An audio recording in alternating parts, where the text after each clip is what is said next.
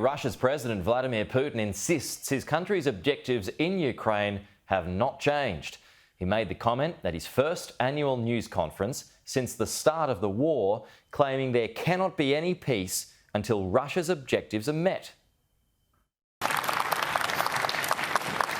It's been 2 years since he's had one of these, a sign of fresh confidence as the war in Ukraine begins to go his way.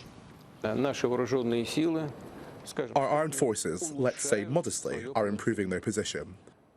Almost everyone is in an active stage of action along the entire length of the front line. Look at the special military operation and what is happening in Gaza and feel the difference. Well, there is nothing like that in Ukraine.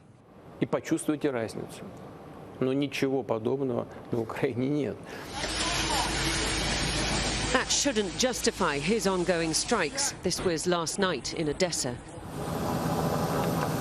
But as President Zelensky tours Western capitals desperately trying to drum up more military and financial support, Vladimir Putin can afford a degree of complacency.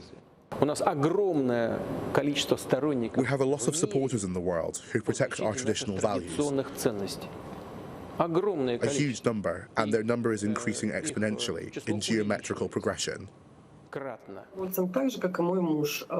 He promised no further mobilisation, propounded on the dangers of artificial intelligence to an AI version of himself, and promised to check into a host of domestic issues, from toll roads to vaccines to the very high price of eggs. Not much new from Vladimir Putin there, beyond his same-old justifications for his war in Ukraine and his ongoing resentment towards his so-called one-time Western partners. We may have been invited as Western journalists, but we were barely given a chance to ask our questions. But the Russian public aren't in the market for tough questions. They want reassurance that the economy is doing well, that the war was one they had to fight. To change this, Alexei Levinson has studied Russian public opinion since Soviet times and says Putin's popularity is down to his informal way of communicating. But your commander says, okay, let's talk like just two men. Yeah? Official things aside.